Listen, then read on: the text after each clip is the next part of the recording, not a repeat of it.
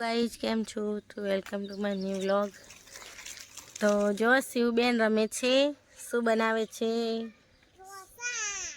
शिवबेन बनावे छे ढोसा। गोइनबा आवे छे हाल खेतरमांथी मम्मी वांचवा बेगी छे ने हूँ बनाવું છું લીંબુ શરબત। गोइनबा માટે પાણી મૂકી દીધું છે। ગરમીમાં પણ ગોइनबाને પાણીથી ગરમ પાણીથી જ નાવું ગમે। આપણે શરબત બનાવવાના છીએ તો જો લીંબુ શરબત માટે લઈ લીધું છે ખાંડ, આ લીંબુ છે।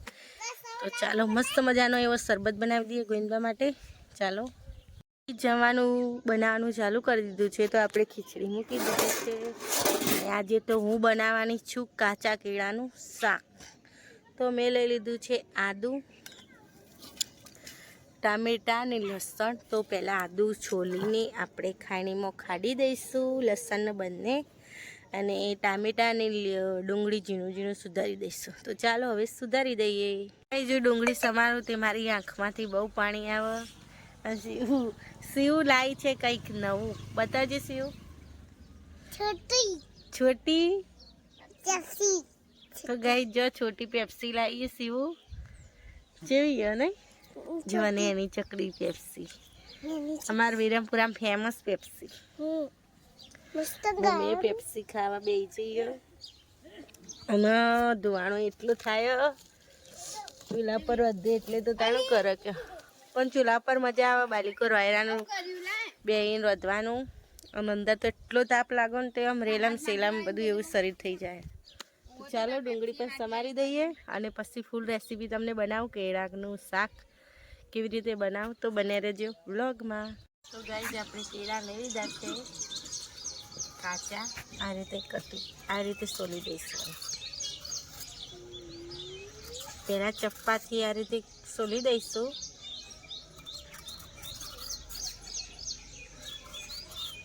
બતાવીશું પછી આના વડે આવી રીતે સોલી લઈશું।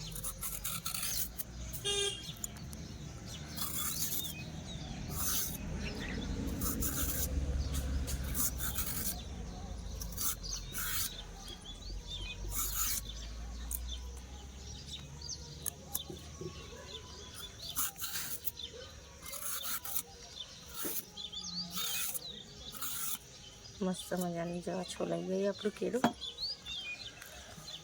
आ रीते बीजा केळा पण छोली लईशुं।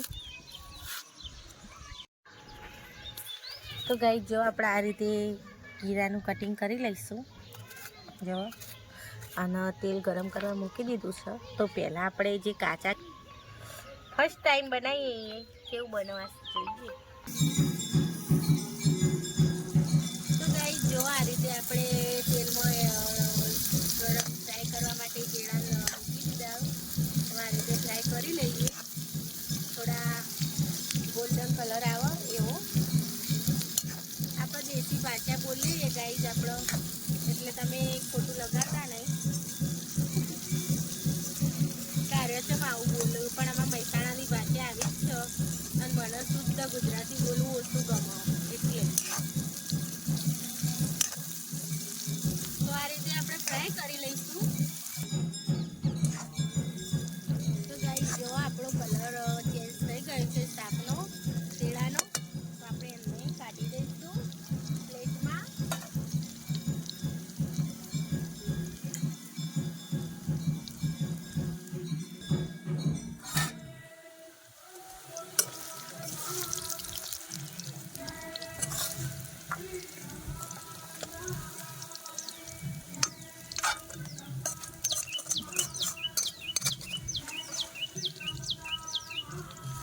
અને આના કઢાઈમાં આપણે શાક વઘારી દઈશું।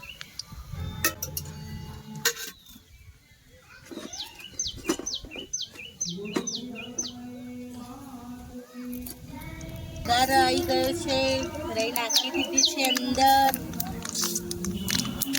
રાઈ ફૂટે એટલે જીરું નાખી દઈએ।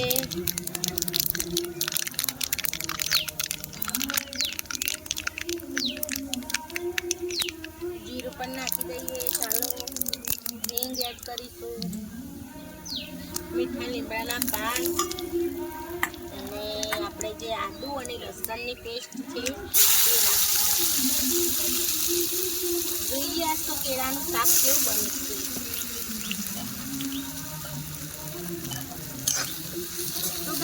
બનાવીએ પછી સારું બને ને તો તમે પણ ટ્રાય કરજો. પહેલા ટ્રાય કર્યો, ટ્રાય કરવો જરૂરી અને ડુંગળી અને ટામેટા પણ નાખી દઈએ એટલે ચડી જાય.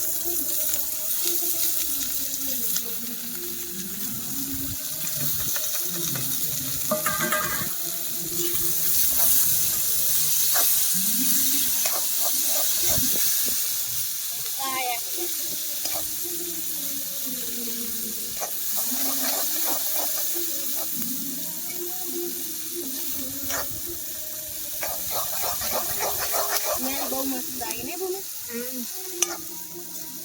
મંચુરિયન હું ક્યાં હતી એટલે પેસ્ટ રાખીને એટલે મંચુરિયન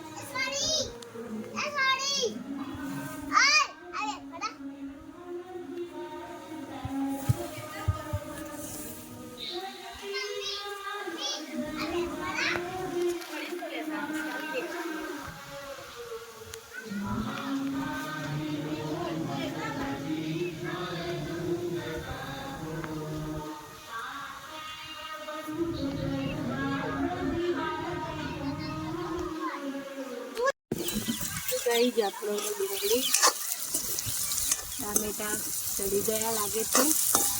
તો ચાલો અંદર મસાલા કરી દઈએ હવે.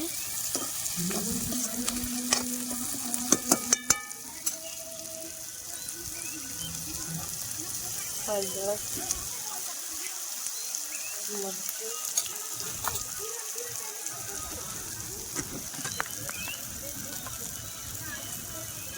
મીઠું કરી દઈએ કંઈ.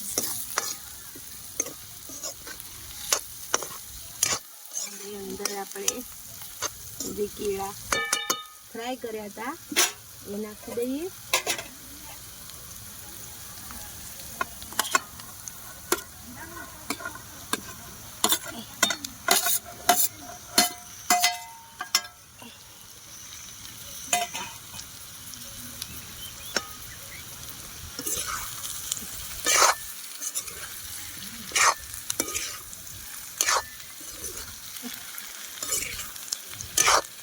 સ્મેલ તો બહુ મસ્ત આવે, સુગંધ તો સારી આવે, પણ ખાવામાં કેવું લાગે એ પછી ખબર પડે. શું કહેવું?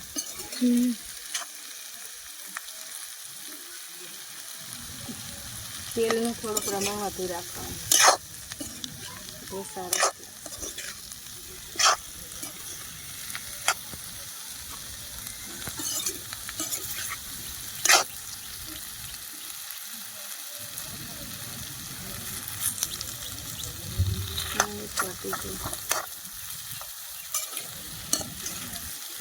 થોડી વાર તેલમાં ચડવા દઈએ. મસાલા લાગીએ તેની અંદર. હવે આપણે અંદર થોડું પાણી એડ કરીશું. રસાવાળું શાક બને થોડું એના માટે.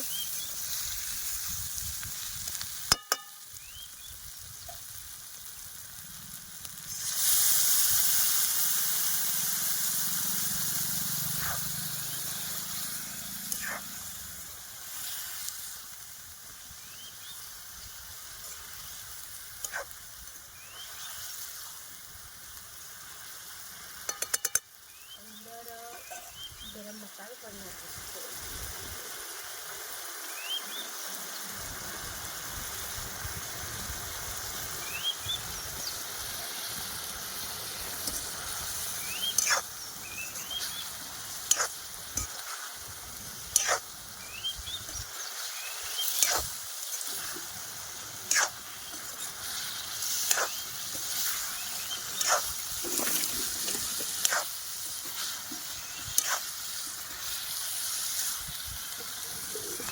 થોડુંક પાણી એડ કરીશું.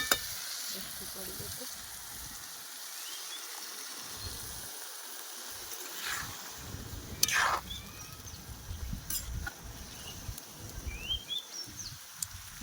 મસ્ત મજાનું થોડી વાર ચડવા દઈએ.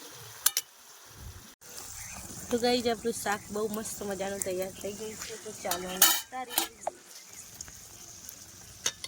તેલ છૂટું પડવા લાગે એટલે સમજી લેવાનું સબ્જી આપણી ચડી ગઈ છે.